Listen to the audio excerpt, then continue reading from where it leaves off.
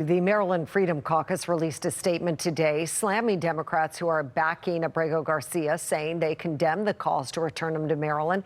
They went on to say that they stand behind the president's immigration policies and support law enforcement keeping Maryland safe. Joining us now to talk about that statement is Maryland Freedom Caucus member Delegate Ryan Nawrocki. Delegate Nawrocki, thank you for being here today.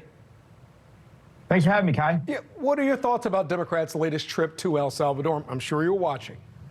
Sure, absolutely. I mean, I think it's ridiculous. You know, where were these members of Congress and where was Senator Van Hollen just several years ago when the Obama administration summarily executed 4 American citizens through drone strikes? Where were their due process rights? I didn't hear Senator Van Hollen call any action with respect to that. Yet in this case, we're talking about a man who's not an American citizen, who is in this country illegally, and who's a part of an international terrorist organization. And we're concerned about his due process rights, but not 4 Americans that were killed by the Obama administration. If Chris Van Hollen didn't have, 2 sides to everything, he wasn't double-sided, he would have no side at all on this issue. So I'm thinking you think that lawmakers going to El Salvador is a waste of taxpayer dollars. What would you like to see them do instead?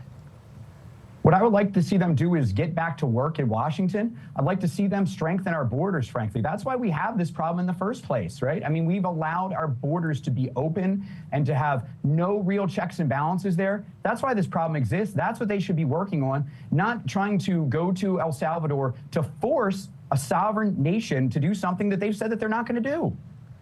Speaking of that, Delegate Nawrocki, what do you make of Democrats' concerns and calls that Mr. Abrego Garcia was denied due process? And their feeling has been that you deny it to him, you'll start denying it to anybody who comes before the government or, local prosecutors.